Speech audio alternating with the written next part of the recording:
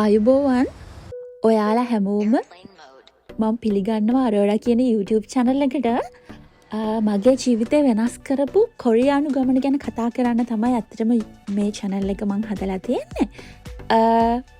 ජීවිතේ කොහොමද වැටීම් ජයග්‍රහණ තනිකම ආදරය ඔන්න ඔය දේවල් ටිකත් එක්ක කොහොමද මම ජීවිතේ නැවත නැගිටපු හැටි ඔයාලත් එක්ක බෙදා ගන්න තමයි ඇත්තටම මේ channel එක පටන් ගත්තේ.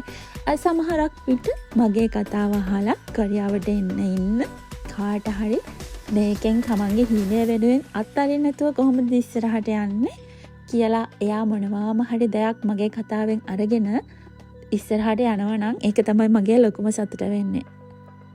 ඒ හින්දා අද මගේ පළවෙනි වීඩියෝ එක මගේ channel එකේ මම හිතනවා ඔයාලා මාත් එක්ක දිගටම එකතු වෙලා ඉඳී කියලා. ඉතින් අපි අපේ කතාව හිමින් සැරේ පටන් ගමු. මම ඉපදුනේ ශ්‍රී ලංකාවේ. මේ වගේම ඔයාලා වගේම මගේ ජීවිතෙත් අනිත් අය වගේම සාමාන්‍ය විදිහට ගිය ජීවිතයක්. උදේට නැගිටලා වැඩට යනවා. හෙට දවස ගැන හීන දකිනවා. පවුලේ අයත් එක්ක hina වෙලා හරිම සතුටින් පවුලේ අම්මා තාත්තා නංගි මල්ලි එක්ක හරි ලස්සනට ගෙවුණු පුංචි කුරුළු කූඩුවක ඉඳපු වැඩිමහල්ම දරුවා තමයි මම. එහෙම තමයි මගේ ජීවිතය ගෙවුනේ. ඒ වගේම මගේ රැකියාව ගැන කතා කරනවා නම් මම අවුරුදු ගණනාවක් තිස්සේ ප්‍රධාන පෙළේ පෞද්ගලික ආයතනයක procurement field එකේ වැඩ කරලා තියෙනවා. ඒ කාලේ මට බොහෝමයක් දෙන හම්බ වෙලා තියෙනවා. සෑහෙන්න ලොකු එක්ස්පීරියන්ස් එකක් අරගෙන තිබුණා මගේ ඒ ෆීල්ඩ් එකට අදාළව. ඔය අතරවාරේ අපි කියනවනේ ගෑනු ළමයින්ට තියෙනවා දකින්න හීන. ගෑනු ළමයෙක් විදිහට මටත් තිබුණා ඇත්තටම ලොකු හීනයක්. මගේ හිතේ හැමදාම තිබුණ එකම හීනය තමයි මම තව ඉගෙන ගන්න ඕනේ. මම මේ දකින්න ලෝකයේ එහා ලෝකයක් මම දකින්න ඕනේ කියලා. මගේ ජීවිතේ වෙනස් කරගන්න ඕනේ. මේ දකින්න ෆ්‍රේම් එකෙන් එළියේ මොකද වෙන්නේ කියන එක මට හැමතිස්සෙම ලොකු කුතුහලයක් තිබුණ ගෑනු ළමයෙක්. ඇත්තටම කියනවා නම් ඒ හීනය තමයි මාව කොරියාවට ගෙනාවේ.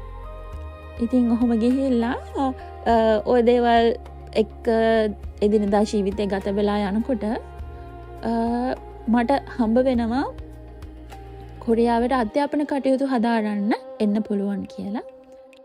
ඊට පස්සේ කොහොම හරි ඔය අවශ්‍ය දේවල් ටික කරලා මම කොරියාවට එන්න පිටත් වෙනවා.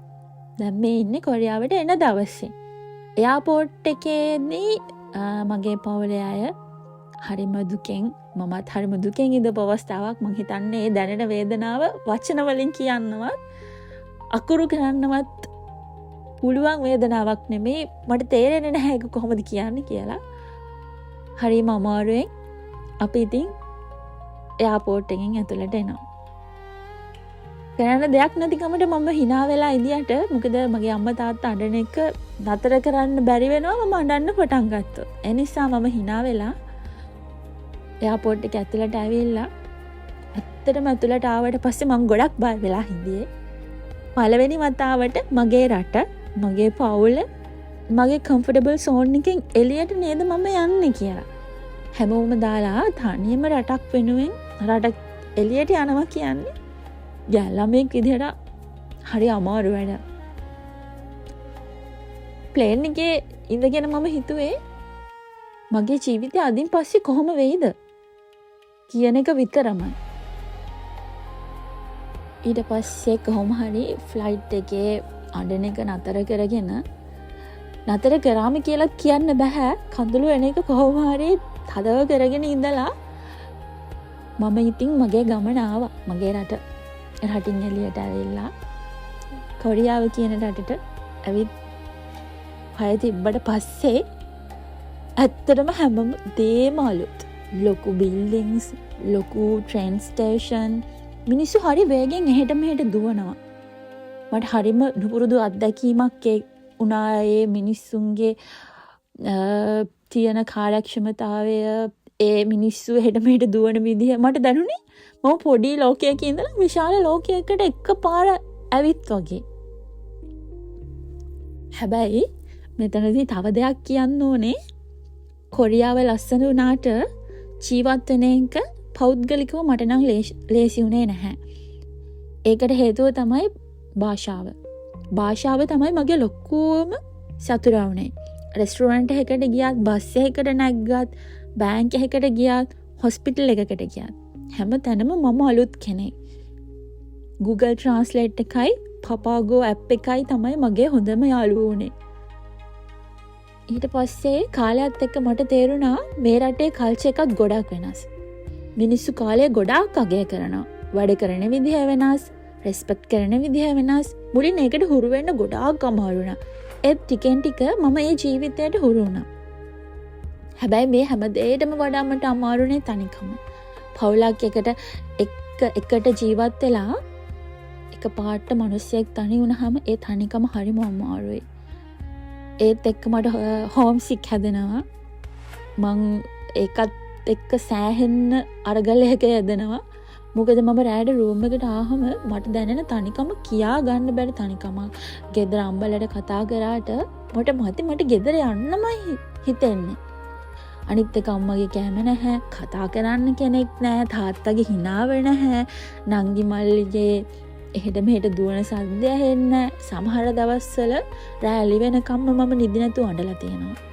ඒත් ඊළඟ දවසේ ආයෙමත් hina වෙලා ලෙක්චර් එකට යන්න සිද්ධ වුණා. මොකද මම දන්නවා මගේ හීන මට වඩා වටිනවා කියලා. ඒ අතරවාරේ හරි අමුතු සිදුවීමක් මට සිද්ධ වෙනවා. මගේ ජීවිතයට කෙනෙක් ආවා මම නොහිතපු විදිහකට. හදිසියෙම තමයි මේ මුණ ගැහිම සිද්ධ වෙන්නේ. ඇත්තට මෙයා හරිම කඩවසක්, හරි හොඳ හදවතක් තිබුණ හරිම කැරින් කෙනෙක්. එයාව දැක්ක හැම වෙලාවකම මගේ දවස ටික ටික වෙනස් වුණා. මට නොදැනීම මම අමුතුම ලෝකයකට අරගෙන ගියා. මගේ හිත එයා ළඟ නතර වෙයි කියලා මම අදටත් හිතුවේ නැහැ. ඒත් ඒක එහෙම වුණා. ඒ කතාව මම වෙනම chapter එකකින් කියන්න ඕනේ. මොකද ලයිෆ් එකේ වෙනම chapter එකක්. මම වෙනම වීඩියෝ එකකින් ඒක ගේන්නම්. අද මම මේ වීඩියෝ එකෙන් කියන්න හදපු දේ මගේ කොරියානු ජීවිතේ හරිම වෙනස්, හරිම අත්දැකීම් බහුල එකක්. ඇත්තටම Instagram, TikTok, YouTube වල පෙන්නන ලස්සන ෆොටෝ එක පිටිපස්සේ නොපෙනෙන කඳුළු කතා ගොඩාක් තියෙනවා. කොරියාව මට අධ්‍යාපන කටයුතු විතරක්ම දුන්න රටක් කියන්න අමාරුයි. මොකද ශක්තිමත් වෙන්න ඉගැන්නුවා. වැටුණ තැන් වලින් නැගිටින්න ඉගැන්නුවා. තනිය අරෝරා channel එකකින් ඉස්සරහට මගේ ජීවිතේ නොකියපු කතා ටික, කොරියාවේ ජීවිතේ කොහොමද, මගේ යුනිවර්සිටි ලයිෆ් එක කොහොමද, නයිට් ෂිෆ්ට් වල, ඩේ ෂිෆ්ට් වල අපි වැඩ කරනකොට මම මුණ දුන්න ගැටලු මොනවාද, ඒත් එක්කම මගේ අර කඩවසම් ආදයාගේ ආදර කතාව කොහොමද කියලාත් මම ඔයාලත් එක්ක බෙදා ගන්න බලාපොරොත්තු වෙමින් ඉන්නවා. ඉතින් ඔයාලත් මගේ මේ කතාව කොටස්කාරයෙක් වෙන්න කැමති නම් මාව සබ්ස්ක්‍රයිබ් කරන්න. කමෙන්ට් එකකින් ඔයාලා ඉන්න රටත් කියාගෙන යන්න. මම තමයි අරෝරා කතාවේ අරෝරා channel එකේ ඉස්සරහට කරගෙන යන්නේ. ඊළඟ වීඩියෝ එකකින් හම්බ වෙමු. අහගෙන ඉන්දියට, බලාගෙන ඉන්දියට ස්තුතියි. ඒ වගේම ආදරෙයි.